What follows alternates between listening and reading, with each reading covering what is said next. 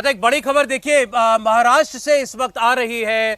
उप मुख्यमंत्री देवेंद्र फडणवीस ने दूसरे उप मुख्यमंत्री अजीत पवार को उन्होंने एक चिट्ठी लिखी है और चिट्ठी में उन्होंने नवाब मलिक का जिक्र किया है। देवेंद्र फडणवीस ने अजीत पवार को चिट्ठी लिखी है और नवाब मलिक के नाम पर उन्होंने ऐतराज जाहिर किया है। नवाब मलिक की महायुति में एंट्री नहीं हो सकती। नवाब मलिक पर गंभीर इल्जाम चल रहे हैं, सत्ता आती है जाती है, देश अहम है।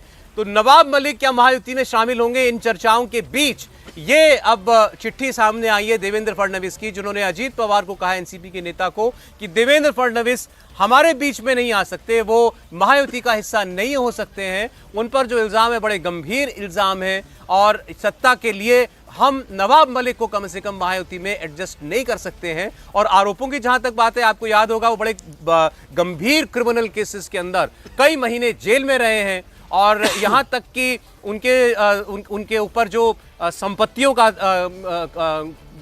को कब्जाने का जो इल्जाम है उसमें दाऊद इब्राहिम तक का जिक्र हुआ था। तो इस लिहाज से नवाब मलिक का महायुति में शामिल होना एक बहुत अनकंफर्टेबल पोजीशन में भारतीय जनता पार्टी को लाता। इसलिए देवेंद्र फडणवीस ने इस पहल को शुरुआत से ही स्नब करने के लिए, इसको बिल्कुल शुरू में ही खत्म कर देने के लिए ये चिट्ठी लिख करके अजीत पवार से कहा है कि कम से कम नवाब मलिक की एंट्री इस सरकार के अंदर नहीं हो सकती है। दिनेश मौर्य इस खबर पर जुड़े हैं हमारे साथ मुंबई से। जी दिनेश, बताइए।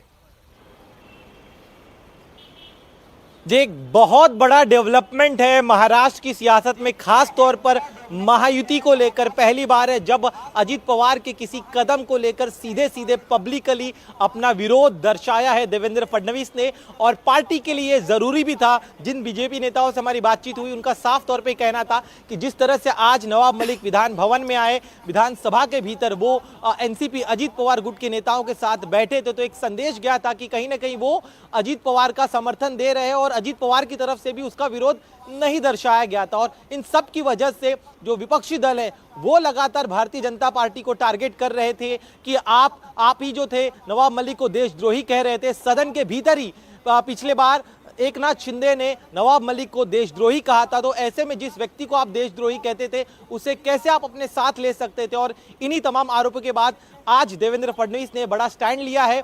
पार्टी की भूमिका आतंकवाद को लेकर काफी ज्यादा कठोर, और यही वजह कि उन्होंने गठबंधन धर्म होने के बावजूद भी साफ साफ कड़े लफ्जों में पत्र लिखकर अजीत पवार को एक तरह से मैसेज दिया है कि वो आतंकवाद के मुद्दे पर उनकी पार्टी समझौता नहीं कर सकती और जिस व्यक्ति पर देशद्रोह जैसा गंभीर आरोप लगा हो उसे तो कतई बर्दाश्त नहीं किया जाएगा। एक और अहम चीज, नवाब मलिक का मुद्दा सबसे पहले देवेंद्र फडणवीस ने ही सामने लाया था। देवेंद्र फडणवीस ही खुद पूरे डिटेल्स के साथ गृह मंत्रालय गए थे और वहां पर शिकायत की थी और उसी के बाद ये पूरी जांच हुई थी।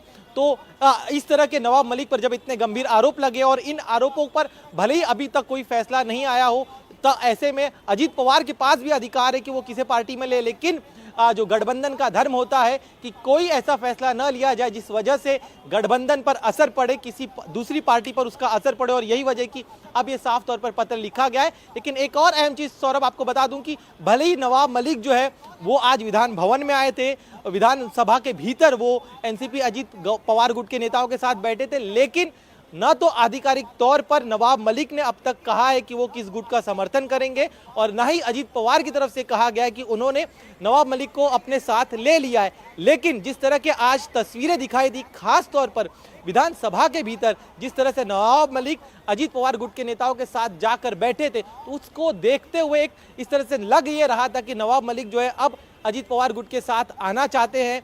जब से पार्टी में फूट हुई है, नवाब मलिक जो है जमानत पर बाहर आए, तब से अब तक उन्होंने आधिकारिक तौर पर ये नहीं बताया है कि वो किस शरद पवार के साथ जाएंगे या फिर अजीत पवार के साथ जाएंगे। लेकिन आज जो तस्वीरें दिखाई दी उसे देखते हुए लग ये रहा था कि अजीत पवार के गुट का वो समर्थन करना चाहते हो, अजीत पवार गुट में वो एक तरह से शामिल हो चुके हैं। और इसी तमाम तस्वीरों को देखने के बाद देवेंद्र फडणवीस ने आज ये पत्र लिखा है। जी, बड़ा स्पष्ट आपने जैसे बताया, देवेंद्र फडणवीस ने कहा है कि इस मुद्दे पर समझौता नहीं किया जा सकता और उम्मीद है अजीत पवार हमारी भावनाओं का ख्याल रखेंगे। बहुत शुक्रिया आपका हम तक ये अपडेट पहुंचाने के लिए दिनेश।